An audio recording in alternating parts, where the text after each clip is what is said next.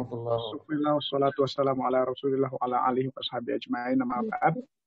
wabarakatuh. Mari kita buka forum kita dengan membaca kalimah basmalah. Bismillahirrahmanirrahim. Bismillahirrahmanirrahim. Tafadhol Ustaz, Mas Inin bisa kita mulai. Bismillahirrahmanirrahim. Assalamualaikum warahmatullahi wabarakatuh. Waalaikumsalam. Nahmaduhu wa nasta'inuhu wa nastaghfiruhu wa nastahdihi wa na'udzu billahi min shururi anfusina wa sayyiati a'malina. Man yahdihillahu fala mudilla lahu wa yudlil falan tajida lahu waliyyan mursyida.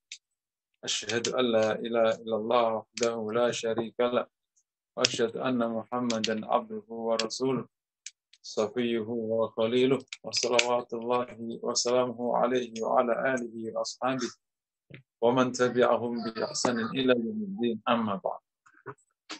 Jamaah yang dirahmati Allah, tidak intinya mari selalu kita memberikan syukur dan tahmid kepada Allah Subhanahu wa taala. Pada pagi hari ini Allah izinkan kita semua berpisah talabul ilmi.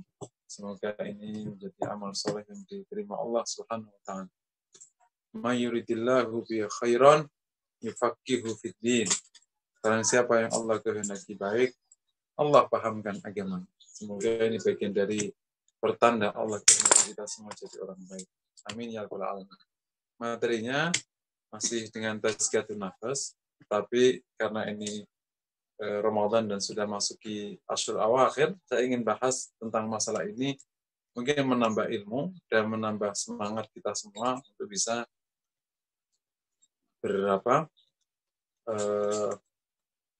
bermujahadah bilayali al-qadar, di malam-malam al-qadar. Hadis yang paling populer dalam bab ini ada beberapa, sekaligus nanti menjadi masukan kita bagaimana kita bisa menyongsong ini, dan sekaligus kita bisa mencari format ibadah yang tepat di tengah pandemi. Karena orang mukmin tidak pernah boleh kehilangan kebajikan dalam setiap keadaan. Dan itu yang dinyatakan oleh Rasulullah, ajabani amril mu'min inna amru kullahu khair. Mengagumkan urusan hidupnya orang mukmin itu karena semuanya baik. Walaysa dzalika ilal mu'min, dan itu tidak terjadi kecuali bagi orang mukmin. Jamaah yang dirahmati Allah, hadis Rasulullah ada man qama lailatul qadr ghufira lahu ma taqaddama min dzambi. Yang salat malam di malam al-qadar diampuni dosanya yang telah lalu. Jadi di samping ada hadis man qama Ramadan, tapi ini ada man qama lailatul qadr. Yang kedua hadis kana ya'takifu fil ashr awakhir min Ramadan. Dia i'tikaf di 10 Ramadan terakhir.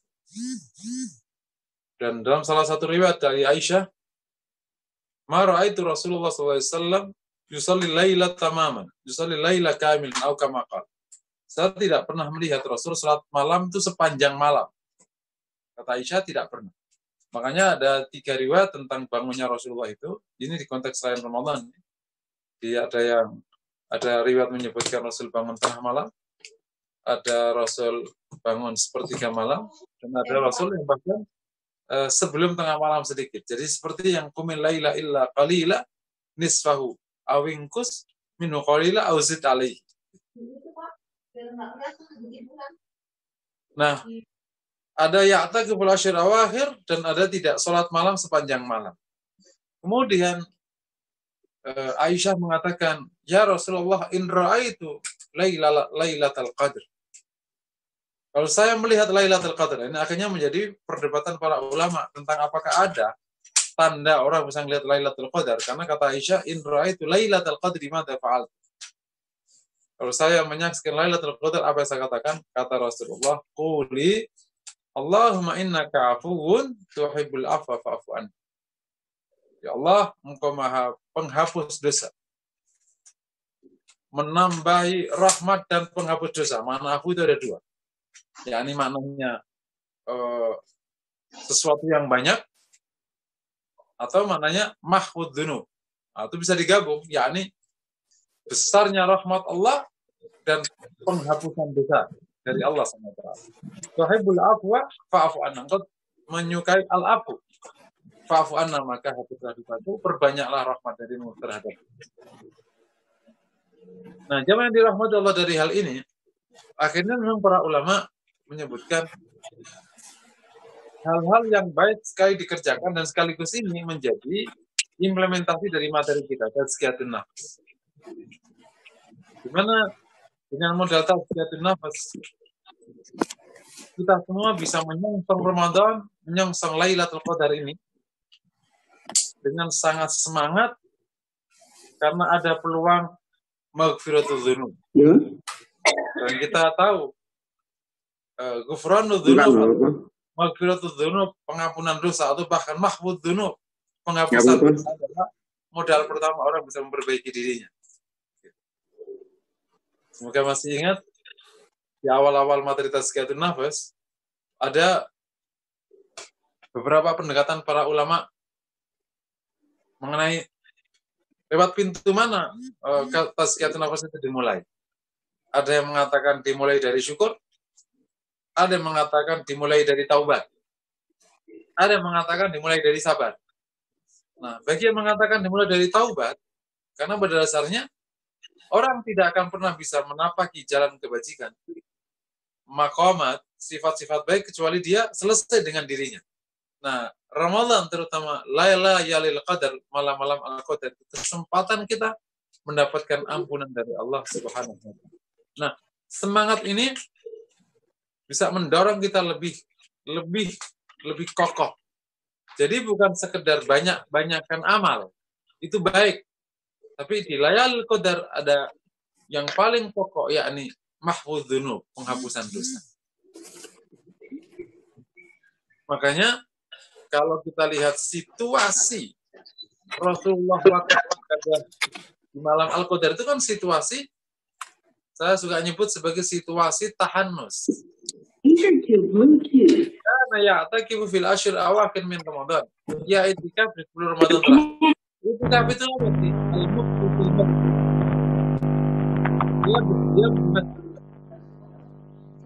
Dan kalau kita perhatikan dengan beberapa hadis yang saya sebutkan tadi, karena ya'takifu fil masjid. Tapi Aisyah mengatakan, "Ma ra'aitu Rasulullah SAW yusalli laila tamaman." Jadi yusalli kamilan. Saya tidak pernah lihat Nabi sholat malam sepanjang malam. Artinya, waktu Rasul itikaf itu ada ibadah non-qiyamul lail. Dan kita bisa tarik dengan yang lain. Yadhkuru fi kulli ahyani. Nabi itu zikir dalam setiap saatnya. Dan ketika dorong kepada Aisyah, berarti ada kalimat Allahumma innaka afuwwun tuhibbul afwa wa'fu anna, dan itu sekaligus memang diperkuat oleh hadis Rasulullah bahwa ia bertaubat setiap hari 100 kali. Ayuhan nas tubu ilallah fa inni atubu ilaihi fil yawmi mi'ata marrah. Hai manusia, taubatlah kepada Allah karena saya bertobat kepada Allah setiap hari 100 kali. Ini semua menjadi bahan kita untuk bisa duduk di malam Al-Qadar.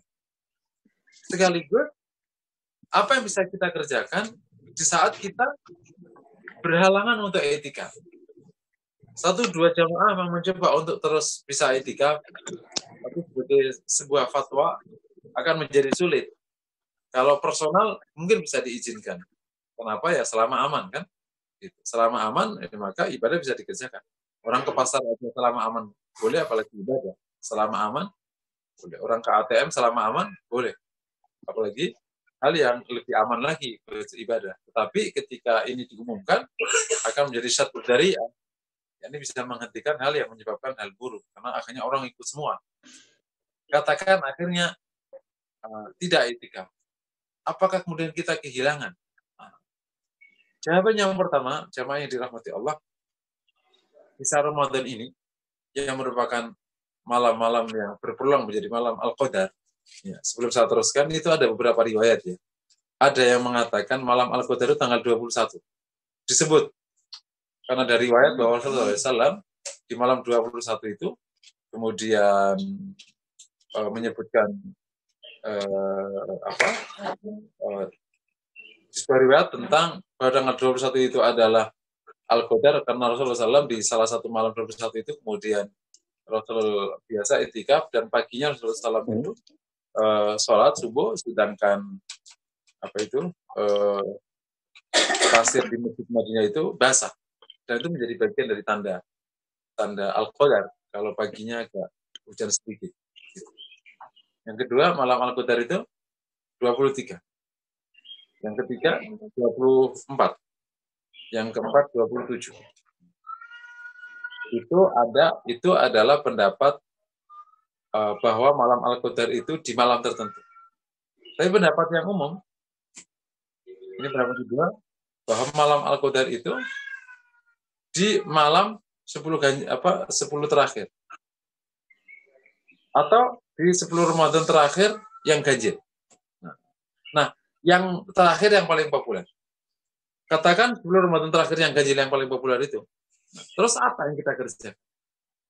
Sebelum kita kerjakan, yang pertama, kita paham filosofi amal di malam Al-Qadar.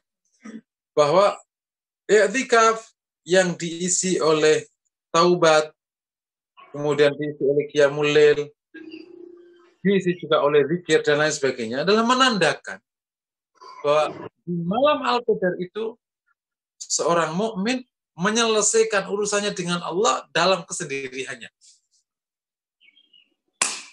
Filosofinya itu di malam-malam Al-Qadar itu mukmin sedang ingin menyelesaikan urusannya dengan Allah, makanya adanya taubat. Kemudian ingin mendekat kepada Allah, makanya ada zikir dan ada salat. Tapi dalam kesendirian.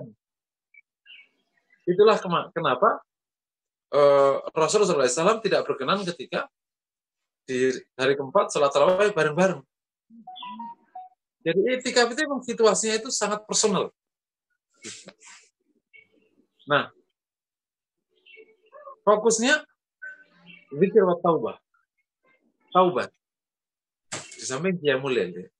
Nah, kalau filosofi ini kita tangkap, maka sekira tidak berkesempatan i'tikaf, kita nggak kehilangan hal yang paling pokok.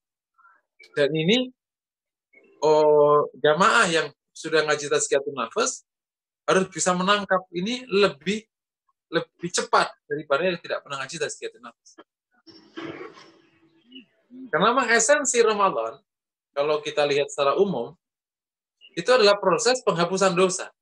Makanya hampir semua amal Ramadan itu, dampaknya itu penghapusan dosa. Man shoma Ramadhana iman wa ihtisaban ghufira lahu ma taqaddama min dhanbi. Puasa di bulan Ramadan karena iman dan ikhlas diampuni dosanya yang telah lalu. Demikian juga misalnya Ramadhana iman wa ihtisaban ghufira lahu ma taqaddama min dhanbi. Yang qiyamul lail di malam hari Ramadan maka diampuni dosanya yang telah lalu. Nah ini urusan selalu ghufira lahu ma taqaddama. Akhir Ramadan yang hadir selesai itu situasi itu menjadi sangat penting dan vital. Jangan sampai lewat Ramadan dosa tidak terampuni. Rasulullah SAW rogi ma'ang pemberiin.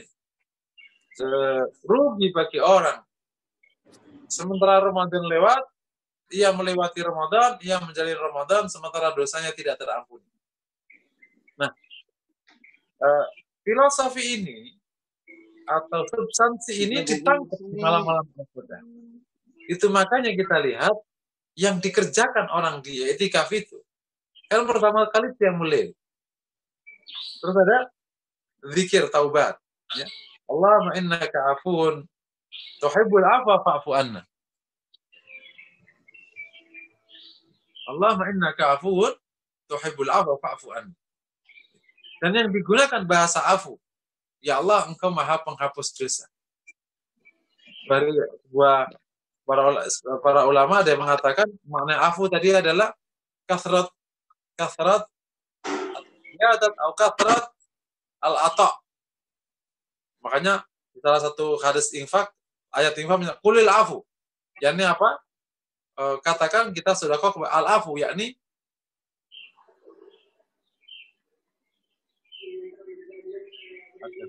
ada feedback ya? Ya, itu dari Ustadz, teman-teman yang lain minta tolong mic-nya di mute. Hostnya belum masuk soalnya, jadi saya nggak bisa push. Oh. Apa Ustadz? Monggo Ustadz, lanjut Ustadz. Ya. Ya. Itu ada masukan dari suara-suara lainnya. Iya, kita dari Oke. Al-Afwan yang mengatakan adalah pemberian yang banyak. Atau al-malul katsir kalau di konteks sedekah. Nah, Allah memang memberi banyak pemberiannya dan menghapus dosa. Bisa digabung tuh makna. Jadi yang diminta itu penghapusan dosa. Bukan pengampunan dosa, lebih dari pengampunan dosa, penghapusan dosa. Nah, oleh karena itu, kami ulangi, jamaah yang dirahmati Allah, situasi ini harus kita tangkap. Nah, kalau situasi ini kita tangkap, bahwa substansinya adalah sebuah ibadah yang fokus dalam konteks penghapusan dosa, dikerjakan dengan qiyamul lail wa dzikr, maka sekira tidak berkesempatan untuk itikaf, substansi ini tidak hilang. Dan bisa jadi sebagian hamba Allah bisa mendapatkan karunia kekhusyuan di tengah kesendiriannya.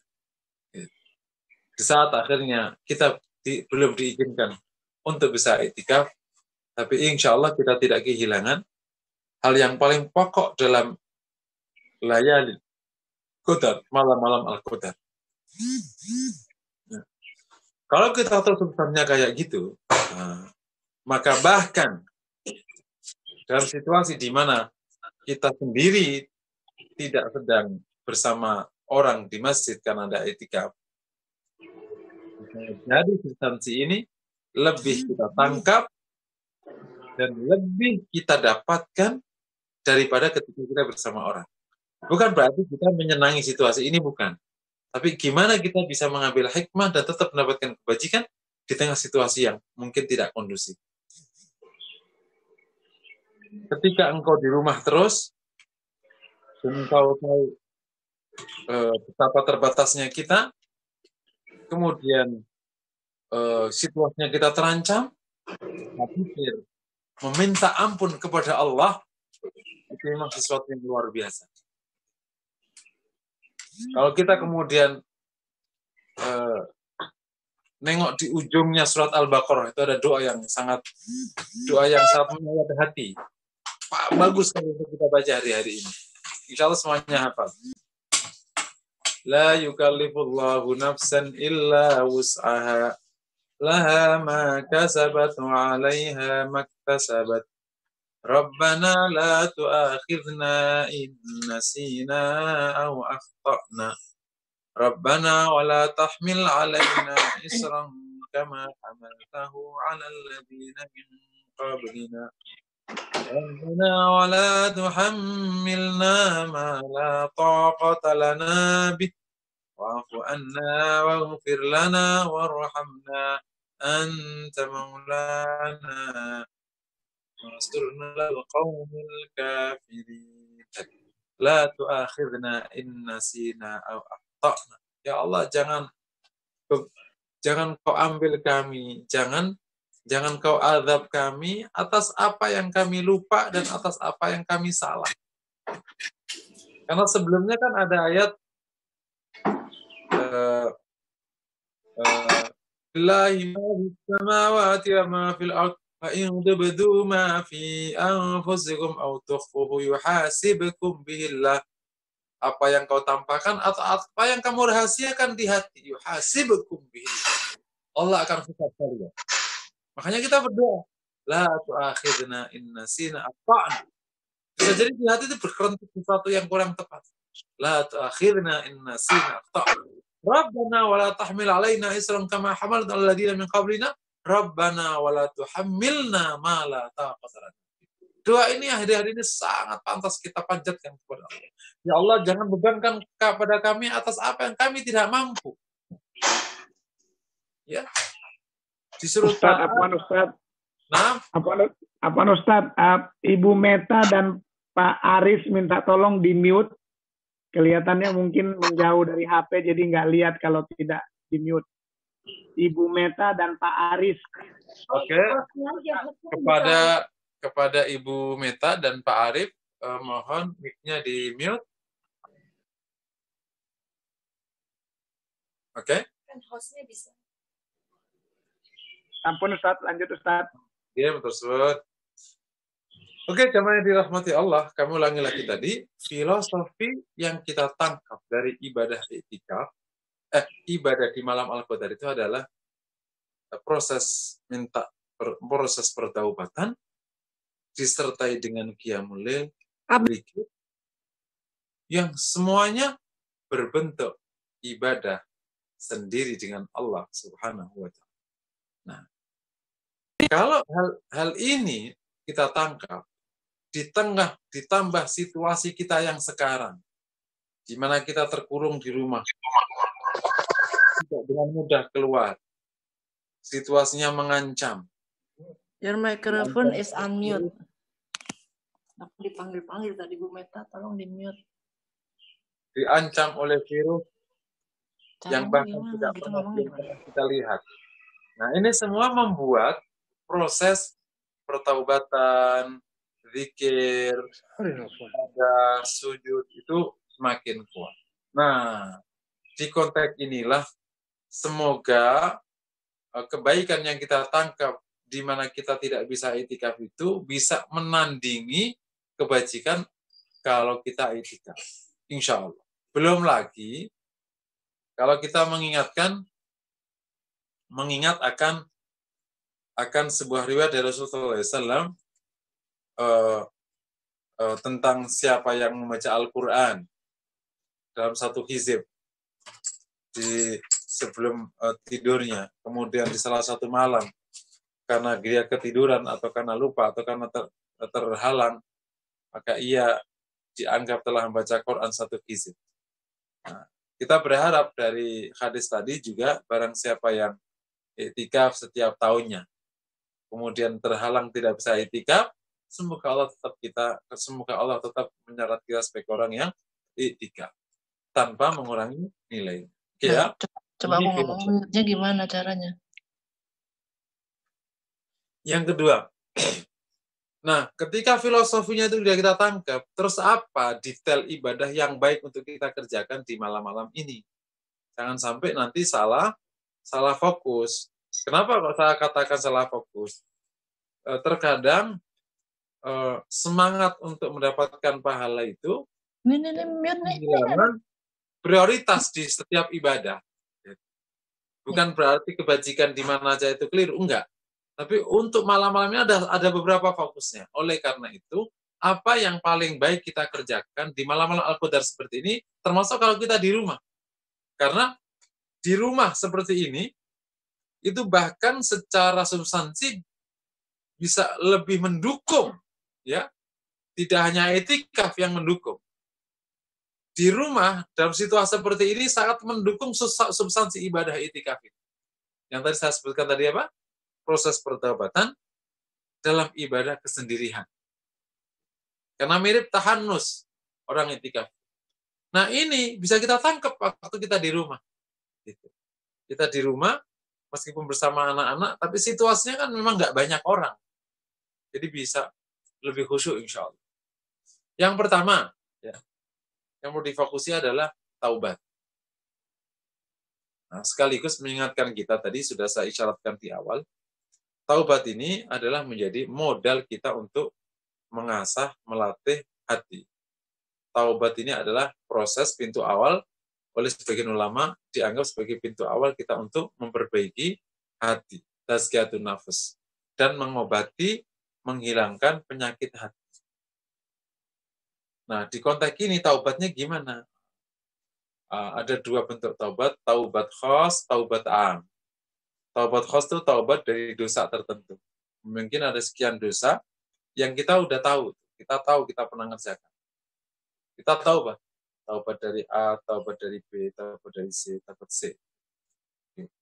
Allahumma inni tubtu ilaika min hadha dam, dan seterusnya. Tubtu ilaika min hadha dunub, 1, 2, 3, 4.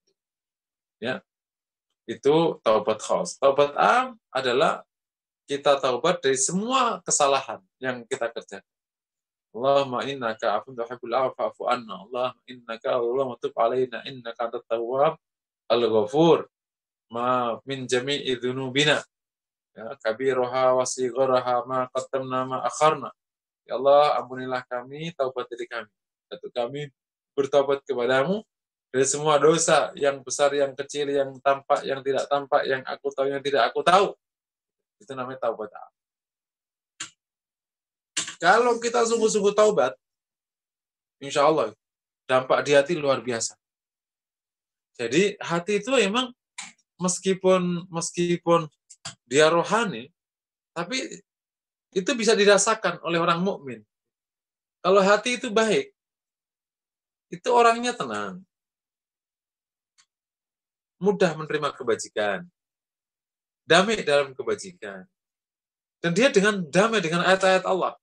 Lain kalau hati belum selesai urusannya itu, dibacain Quran panas, dengar mau idhah sakit hati, ada zikir kabur. Tapi kalau hati itu baik, dengar Quran, jadi saya suka ngibaratin hati itu kalau baik. Itu mirip bayi ketemu ibunya. Nangis, pasti diam. Hati itu kalau baik, dibacain Quran, selesai sudah. Hati itu kalau baik, dengar mau itu senang sudah. Tapi kan terkadang kita punya hati yang aneh ya. Dengar khutbah Jumat, ya Allah, lama amat, Masya Allah. Tapi kalau hati baik itu, yang tadi salah satu cirinya memang selesai dengan taubat tadi. Dengar khutbah Jumat senang. Dengar Maidah senang. Semoga Allah mudahkan. Makanya hadis Rasulullah, mangkana hasanatu man sa'atu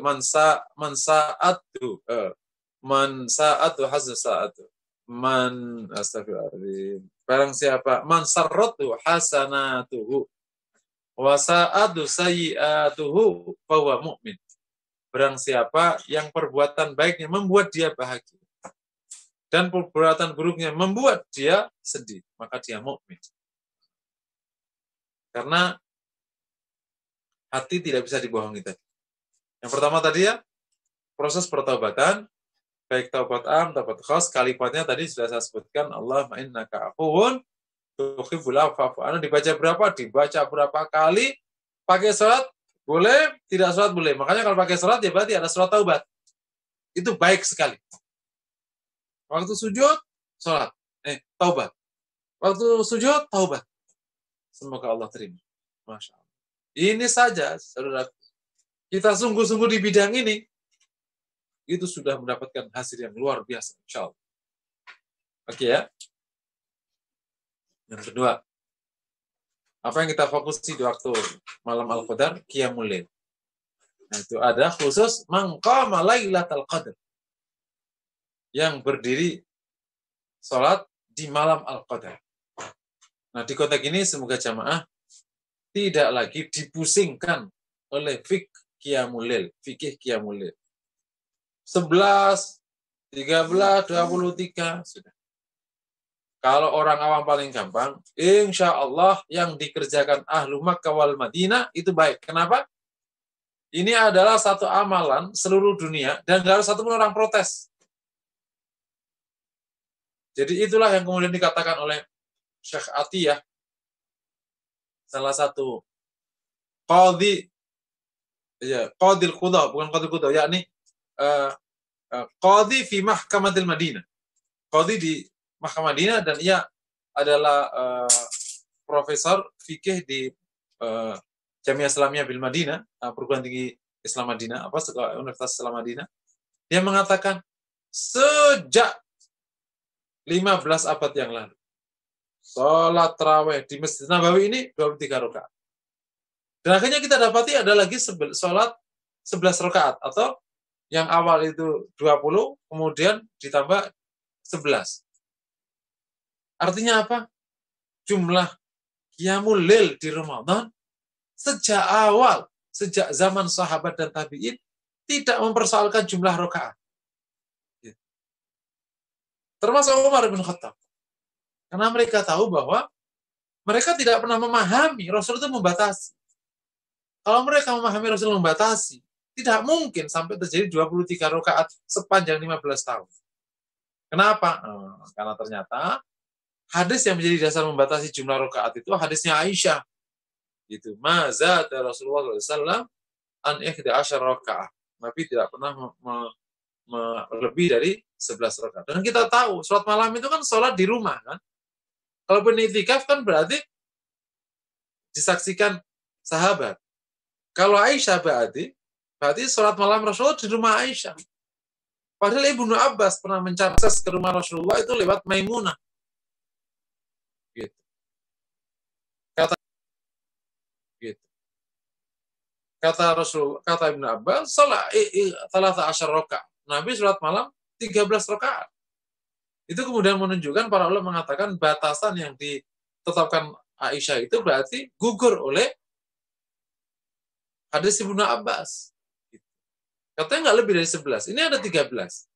Kalau batasan 11 sudah tidak lagi bisa dipertahankan, berarti berapa jumlahnya? Para ulama kemudian menggabungkan beberapa hadis sehingga lebih cenderung boleh lebih dari 13 sekalipun. Salatul kata Rasulullah, salatul laili matna matna fa idza hibta sum fa'utir. Salat malam itu 2 2 2 2 2, jika takut subuh maka witirlah. Nah, yang terbaik apa?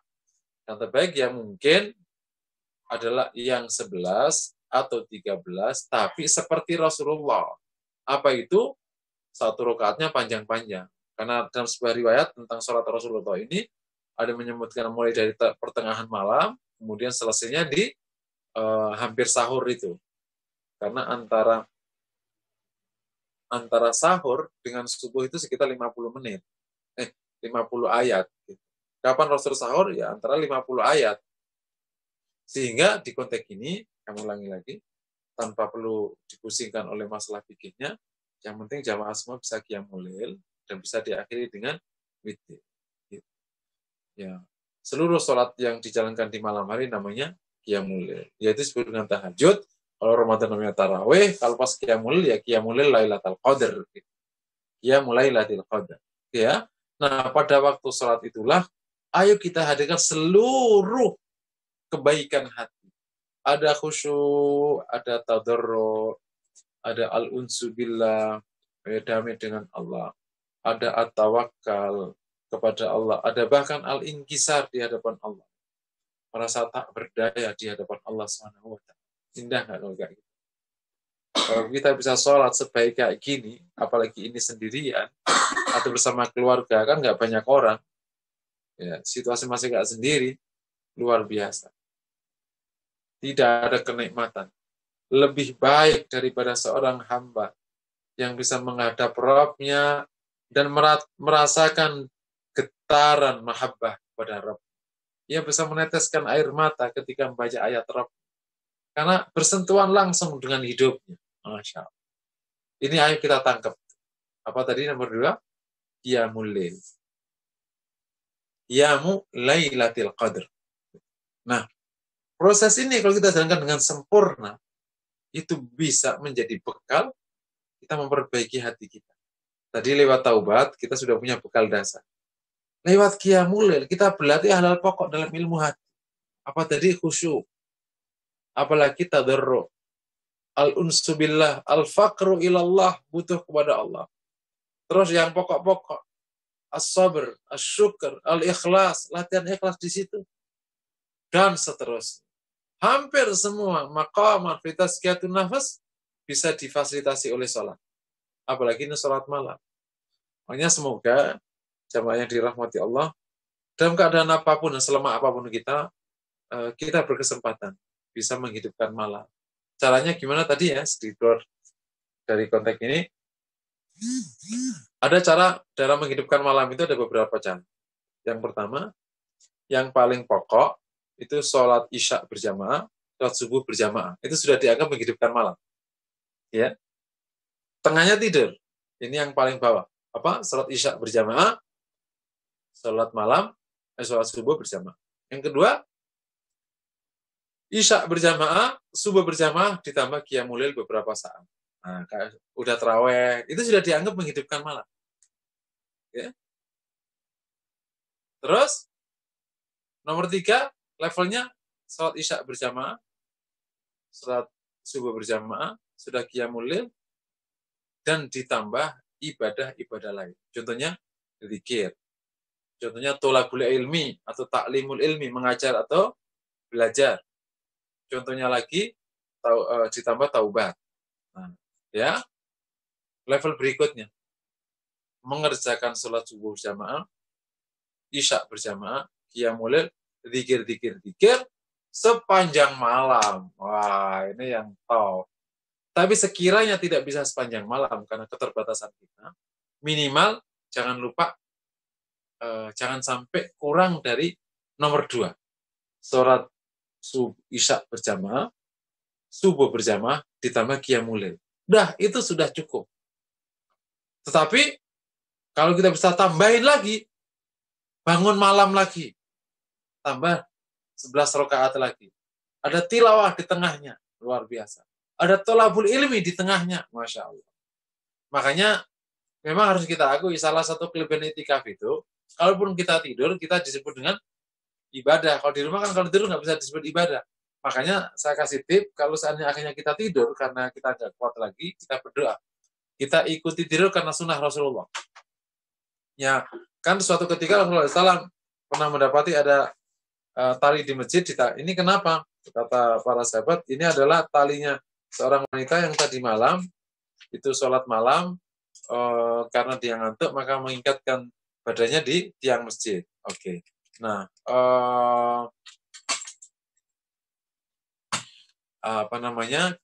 kata Rasulullah kemudian menyarankan agar tidur karena innali ainika hak wa innali jasati hak, matanya punya hak, badannya punya hak. Nah, kalau kita tidur di malam-malam Al-Qadar itu, kita berniat, ya Allah, kami tidur karena supaya nanti bisa bangun malam lagi agar kami tidak ngantuk. Karena kalau ngantuk, karena dipaksakan terus melek sementara ngantuk, khawatir niatnya memuji Allah, malah keluar kalimatnya yang buruk, malah menghinakan Allah. Nah, jadi tidurnya semoga tetap bernilai ibadah karena iqtidaan wa ta'atan li amrin Nabi. Karena mengikuti dan taat sama perintah Rasul sallallahu alaihi wasallam. Itulah butuhnya ilmu. Gitu. Karena kalau kita ngantuk kita jalankan, nggak boleh kalau Rasulullah. Dan itu nggak baik memang.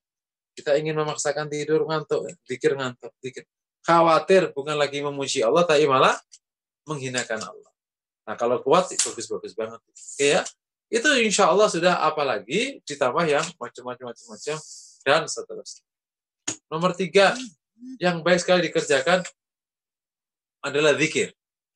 Karena Rasulullah SAW itu, sebagian ulama mengatakan, waktu i'tikaf itu segitu kira-kiranya. Gitu. Jadi makanya sampai Rasul juga tidak ini kan, setelah sudah masuk akhir, nggak ada jihad lagi sudah. Memang situasinya itu memang kepada Allah. Gitu. Zikir ya. Zikir, ada banyak zikir. Selalu saya sampaikan ke jamaah, kalau zikir yang saya usulkan itu, atau yang saya tekankan ada 4. Yang pertama, wirdul Quran, zikir Quran. Ini luar biasa fadilahnya. Semoga dengan seringnya kita tilawah Quran, kita termasuk min ahlil Quran, dan Al-Quran itu ahlullahi wa khassatuh, ahlinya Allah dan ahli yang khususnya Allah. Kemudian zikir tauhid, la ilaha illallah. Tuwafiyal mar'u ala ma kana alaih. Kata para ulama, orang dimatikan dalam keadaan apa yang dia biasakan. Kalau biasa zikir la ilaha illallah, semoga nanti keluar kalimatnya terakhir la ilaha illallah, man kana akhiru kalami la ilaha illallah dakhala jannah. Yang terakhir kalimatnya la ilaha illallah, dia masuk surga. Masya Allah. Ketiga, zikir taubat yang tadi sudah disebutkan ya di awal, tapi ini kita sebutkan sebagai wasiat saya, zikir 4 ini. Yang terakhir, zikir sholawat. Supaya kita berlimpah rahmat dari Allah Taala, sekaligus memperbaiki hidup kita. Amin. Jadi banyak berzikir di tengah itu. Dan zikir yang lain. Gitu. Subhanallah, alhamdulillah, berapa saja. Berapa lama? Semampunya, sekuatnya. Nomor 4, tafakur. Tafakur itu baik menjadi ibadah malam-malam Al-Qadar. Kenapa? Karena memperkuat hati, memperkuat tauhid, dan sekaligus mendekatkan kita kepada Allah. Dan tafakur ini memang fadilnya besar. Bahkan kata Nabi Isa yang disebutkan oleh Ibnu Katsir di tafsirnya. Nabi Isa mengatakan, tafakkuru sa'ah khairun min qiyami lailah. ini Nabi Isa yang mengatakan atau siapa? Pokoknya ini yang jelas ada riwayat yang kuat ya. Ya, katakan tadi. Seingat saya itu Nabi Isa yang mengatakan. Semoga tidak salah. Tafakur sesaat itu lebih baik daripada qiyamul lail semalam. Jadi dampaknya itu kuat sekali tafakur. Inna fi khalqis samawati wal ard wa ikhtilafil laili wan nahar la ayatin li ulil albab alladzina yadhkuruna Allaha qiyaman wa qu'udan wa 'ala junubihim wa yatafakkaruna fi khalqis samawati wal ard rabbana ma khalaqta hadza batila subhanaka fakina. Ya. Nah, jadi ada taubat, qiyamul lail, zikir dengan berbagai macam varian zikirnya ya, ada tilawah Qur'annya juga. Yang terakhir adalah tafakkur. Yang nomor 5. Ada tadabbur. Tadabbur kaitannya dengan tadi kan kita ada zikir. Zikir yang Quran itu harus disertai dengan tadabbur. Supaya apa? Supaya maknanya masuk. Karena tilawatul Quran bi ghairi tadabburi makna misal akal bi ghairi makna. Tilawah Quran tanpa tadabbur itu mirip orang makan tanpa arti, tanpa gizi. Arti sebuah makan itu adalah masuknya gizi protein, bukan masuknya sampah. Tentu bukan berarti tilawah Quran nggak baik, bukan. Tetapi dia kehilangan esensi. Nah, dengan tadabbur, esensinya masuk. Dan itu waktu yang paling tepat, memang itu di malam-malam Al-Qadar, di mana kita bisa berkesendirian. Kita bisa taubah, kita bisa zikir, kita bisa tadabbur, dan seterusnya. Nah, 5 saja, kamu ulangi lagi. Tentu yang lain bukan berarti tidak penting. Atau labul ilmi, taklim, sodaqah, macam bisa dikerjakan semuanya. Semua amal-amal yang utama dikerjakan di malam Al-Qadar itu dikerjakan semua boleh, apa saja boleh. Tetapi ini yang harus dipentingkan karena yang paling mendekati situasinya orang etikaf, yang paling mendekati situasi yang ditekankan sama Rasulullah ketika ditanya oleh Aisyah, Allahumma innaka afuwwun tuhibbul afwa fa'fu anna. Jadi ibadah khusus, memperbaiki diri, mendekat kepada Allah, memperbaiki hati dan seterusnya. Jamaah yang dirahmati Allah SWT, mungkin demikian yang dapat saya sampaikan. Ini sudah jam 6 kurang sedikit. Jika ada pertanyaan dipersilakan. Aku qouli hadza wa sallallahu Muhammad. Wassalamualaikum warahmatullahi wabarakatuh. Waalaikumsalam warahmatullahi wabarakatuh. Ini ada satu pertanyaan nih Ustadz dari Pak Haris. Assalamualaikum Pak Ustadz. Apakah sholat taubat dilakukan untuk setiap malam atau cuma satu kali saja untuk sepanjang Ramadan? Demikian Ustaz. Ya, itu pilihan, nggak ada aturan bakunya. Yang jelas kita diajarkan Rasul membaca kalimat taubat, Allahumma innaka afuwwun tuhibbul afwa fa'fu anna. Dan dalam proses bertaubat ada 2 cara. Bisa pakai salat taubat, itu hadisnya hasan.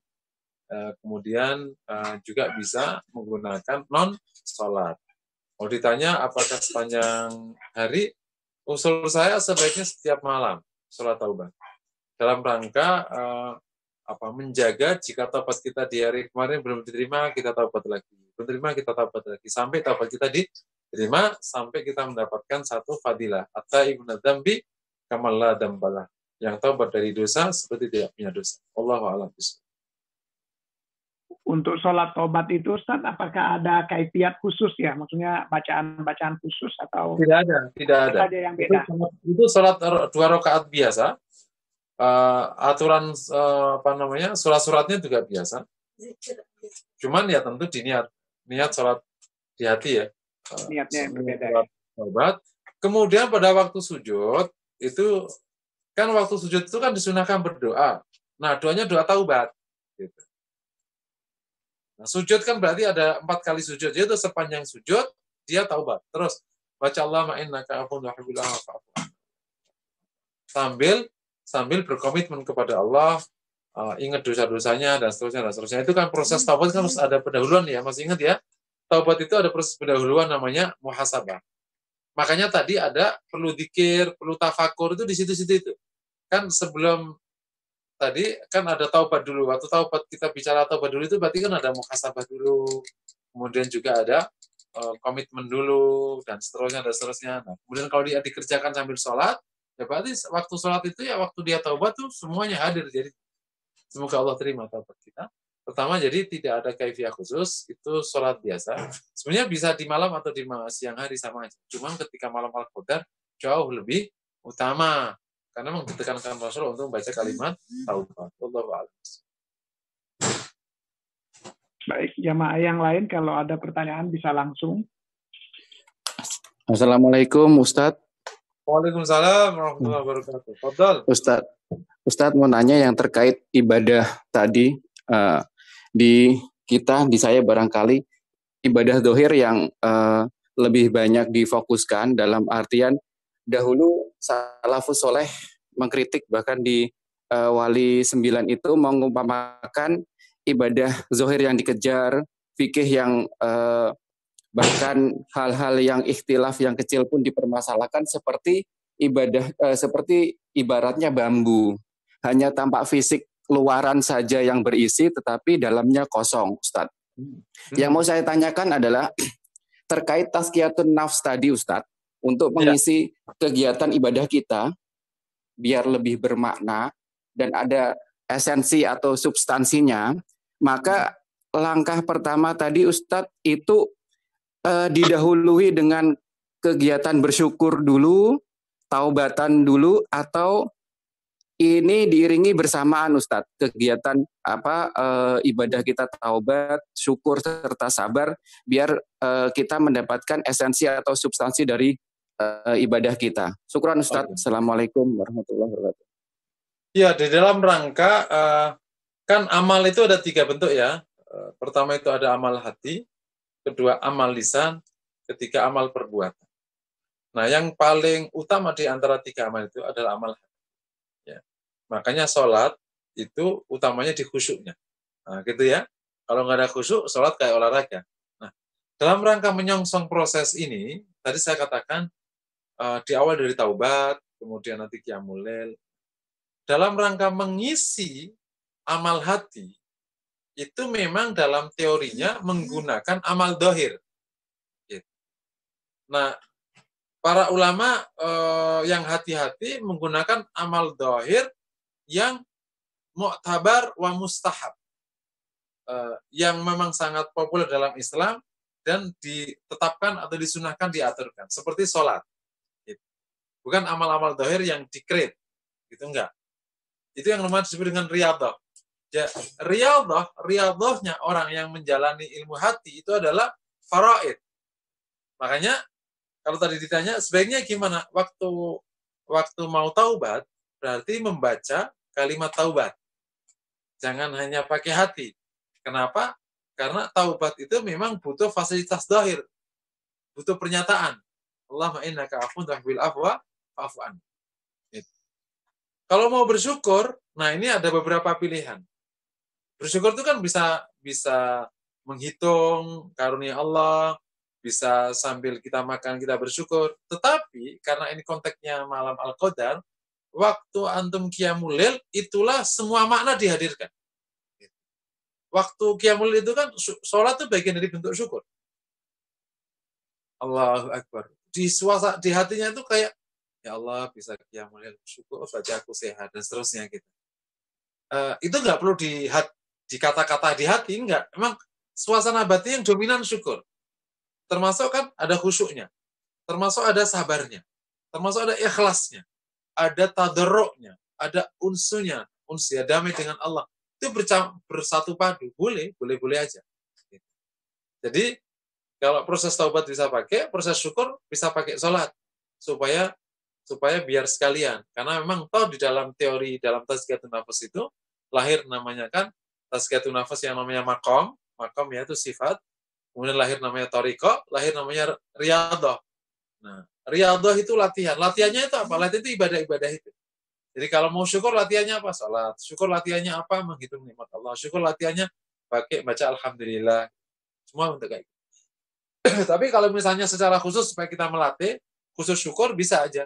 Bapak berzikir, zikirnya alhamdulillah. Gitu. Jadi waktu malam Al-Qadar itu kalau ingin menanamkan sifat syukur supaya menjadi basic kita masuk, itu banyak aja alhamdulillah. Alhamdulillah 1000 kok belum masuk di hati. 2000, 3000, nggak ada batasnya. Sampai kita ngerasa bersyukur betul kepada Allah di situasi kayak gini Allah masih kita kasih rezeki. Gitu. Di situasi kayak gini rezeki masih didatangkan oleh Allah kepada kita. Jadi bersyukur sekali. Jadi waktu bicara alhamdulillah terasa betul kita emang bersyukur bukan hanya mulut baca alhamdulillah. Oke. Termasuk kalau misalnya kita latihan sabar kita bisa menggunakan la haula wala quwata illa billah. Itu latihan sabar zikir yang sabar atau innalillahi wa inna ilaihi raji'un. Itu juga zikir menguatkan atau memasukkan sifat sabar ke hati. Jadi ada taubat, syukur atau sabar itu 3 pintu itu yang paling dominan dari ulama. Kemudian sifat-sifat yang lain muncul sebagaimana Bapak ikuti kajian di Tazkiyatun Nafas yang mulai dari ikhlas, tawakal, takut pada Allah, berharap kepada Allah dan seterusnya. Nah, di malam-malam Al-Qadar itu dengan beberapa latihan atau ibadah tadi, mohon semua itu bisa dimasukkan. Bisa dijadiin nilai yang masuk lewat latihan-latihan itu. Wallahu a'lam. Baik, Ustadz, ada beberapa pertanyaan melalui chat khususnya untuk Tazkiyatun Nafs ini. Yang pertama, Ustadz, apa yang menyebabkan hati bisa menjadi hitam? Lalu kemudian bagaimana penjelasan detail mengenai tafakkur dan tadabbur? Lalu kiat terhindar dari sifat ria, Ustadz. Masya Allah. Jadi ada 3 pertanyaan ya ini ya. Iya, Ustadz. Yang pertama, kenapa hati menghitam itu karena maksiat. Jadi setiap maksiat maka fil qalb nuqtatun sauda. Gitu. Maka di hati itu akan ada titik hitam. Sampai seluruh hatinya hitam. Nah. Dan maksiat, awas ya. Maksiat itu dengan 2 lajur.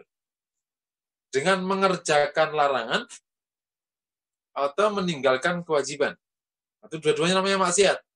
Maksiat itu bahasa Arab, bahasa terjemahnya pelanggaran. Orang pelanggar itu bisa mengerjakan larangan atau meninggalkan perintah. Dan yang larangan itu, ya supaya agak paham, ada yang terkait dengan hati, contohnya riya. Jadi orang riya itu ya maksiat. Masya Allah. Maka jadi, kalau bukan karena pertolongan Allah, nggak ada satupun orang selamat dari maksiat. Riya, ujub, itu ya maksiat namanya. Namanya maksiat hati. Su'dan. Dan seterusnya. Agak sedikit nama tajasus. Suka neliti-neliti handphonenya suami itu sama istri, sama tajasus. Dan seterusnya, dan seterusnya. Kalau maksiat hati, maksiat pikiran, mikir yang enggak. Maka hati-hati ya bagi seorang yang antara mengkritik, antara ghibah, itu harus dibedakan. Kritik, ghibah, amar ma'ruf nahi mungkar itu tipis-tipis bedanya. Jangan sampai kita menyebut itu amar ma'ruf pada isunya ghibah semua. Menggibah para orang-orang yang apa gitu. Senangan mereka lah. yang dapat duitnya dia, yang dosanya kita. Naudzubillah. Itu bukan berarti tidak amar ma'ruf nahi mungkar ya. Kayak gitu tidak hati-hati. Ada dosa hati, dosa pikiran, dosa mulut, dosa mata, dosa tangan, dosa kaki, dosa badan. Gitu. Ini dosa telinga, dosa hidung. Nah, khusus masalah dosa-dosa ini, Bapak saya kasih buku, tolong nanti dicari supaya nanti nggak tahu klasifikasi dosa. Seakan-akan dosa itu cuma nyuri, bohong, apa gitu. Banyak dosa itu jenisnya. Ada buku Sulam Taufik. Itu buku klasik lama fikih Syafi'iyah, itu ada bab tentang dosa-dosa. Dosa tangan, dosa mata, dosa hati, dosa kaki, dosa itu. Itu semua. Sudah ada terjemahannya. Oke ya. Terus tadi kan dosa itu dari 2 kan, dari mengerjakan larangan tadi semua terkait dengan larangan gitu. Terus ada meninggalkan wajib. Wajib itu ya ada 3. Ada wajib yang terkait dengan hati, contohnya ikhlas, syukur. Jadi orang nggak syukur itu dosa. Cuma nanti lihat apakah itu levelnya dosa atau levelnya baru belum gitu. Misalnya sampai gini, ya Allah, nih apa sih ya Allah, itu sudah sakhawat, itu sudah dosa itu. Sama dengan orang tidak takut kepada Allah gitu. Sini ya Allah, kalau memang kamu ada, sini. Nah, itu udah naudzubillah. Ada dosa lisan, bohong, dan seterusnya. Ada kewajiban yang terkait, ada kewajiban yang bersifat lisan. Contohnya, syahadat, jujur. Ada kewajiban bersifat anggota tubuh, kayak sholat, kayak saum. Nah, jadi perlu ngerti faraid itu mana, nawahi itu mana. Nah, sehingga kita tahu ada dosa enggak. Tidak sedikit orang terjebak dosa lebih karena nggak tahu itu dosa. Karena ilmu tentang dosanya nggak dipelajari. Gitu. Dan ilmu tentang kewajiban nggak dipelajari. Persepsi umum kalau kewajiban itu apa sih? Sholat. Ngasih duit ke istri, baik sama orang tua. Udah. Padahal ada 77 cabang iman. Itu kebajikan semua itu. Sebagian besar hukumnya wajib. Nah itu, jadi kembali lagi, kenapa hati bisa hitam? Karena maksiat. Dan maksiat tadi itu begitu tadi. Makanya kita mulai, kalau bukan karena pertolongan Allah, nggak satu orang bisa selamat. Makanya kita benar-benar ini, kita itu kalau dalam bahasa orang Jawa itu nyadong, berharap pertolongan Allah. Ya kalau kita kemudian nggak mampu, kita tahu dari Allah nggak mampu. Ya segini kemampuan kita. Sudah berusaha, udah ngaji, udah apa, gini-gini lagi. Semoga Allah rahmati kita, Allah ampuni dosa kita. Yang berikutnya tentang tadi masalah maksiat, terus yang kedua masalah apa tadi? Tadabbur ya? Iya, Ustaz. Tadabbur. Apa beda tafakur sama tadabbur ya? Detailnya Ustaz, detailnya maksudnya seperti apa Ustaz? Kalau detailnya tafakur tadabbur itu materi tersendiri. Tapi nggak apa-apa, saja tetap aja berarti kurang detail ya Pak. Itu kan tafakur itu satu makam loh. Tapi memang belum kita pelajari nih Pak. Belum kita pelajari. Kalau nggak salah kan kita di waktu belajar makom itu kan baru makom yang wajib kan. Ini kan belum tafakur. Setelah itu kita pindah ke penyakit hati. Setelah itu kita pindah ke Asmaul Husna kan. Sekarang lagi Asmaul Husna kan. Jadi memang belum kita pelajari. Padahal ini populer sekali. Tafakur itu adalah tafakur tentang alam semesta untuk jadi proses memikirkan, menganalisis ciptaan Allah agar sampai kepada mengakui kebesaran Allah. Itu namanya tafakur. Proses menganalisis terus mengelaborasi ciptaan Allah dengan otaknya, dengan hatinya, dan dengan emosinya agar bisa hadir di hati pengakuan akan kebesaran Allah.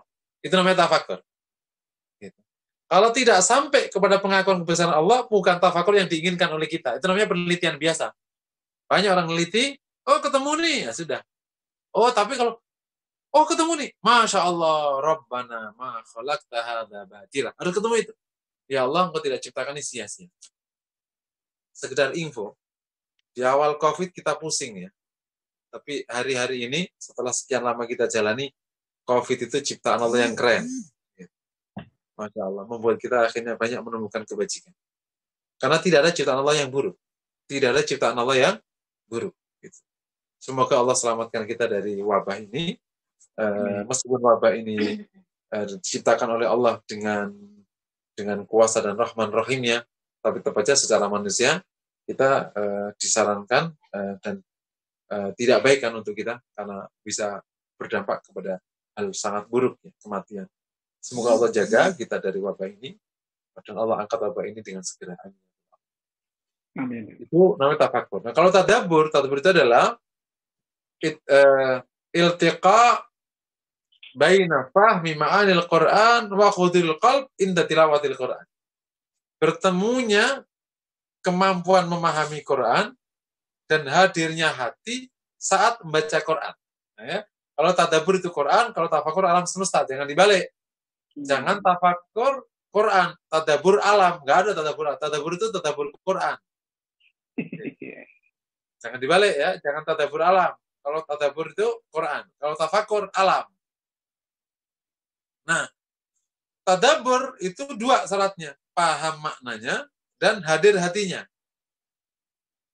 Setelah terjadi bertemunya pemahaman terhadap makna dan hadirnya hati, maka hati bergetar agar bisa memasuki wilayah takut dan berharap kepada Allah. Jadi hasil tadabbur itu adalah ar-raghbah war-rahbah. Gitu. Berharap dan takut. Kalau hasil tafakkur adalah iqrar liqudratillahi wa kibriya'i wa 'azamati. Mengakui kebesaran Allah, kekuasaan Allah, keagungan Allah. Gitu. Kalau tadabbur itu hasilnya adalah rasa takut kepada Allah. Jadi kalau mau runutannya itu, tafakkur itu menguatkan tauhid rububiyah, tadabbur menguatkan tauhid uluhiyah. Nah, bisa dipahami ya? Kalau nanti belum paham, kita bahas khusus. Insyaallah, Ustaz. Nah, supaya paham, ada jalannya. Supaya hadir hati, ada jalannya. Tapi kalau kita teruskan, jam 8 selesainya. Paham ya? Tapi intinya tadi ingat ya, tafakur itu rute menuju tauhid rububiyah. Supaya gampang aja, antum masih ingat.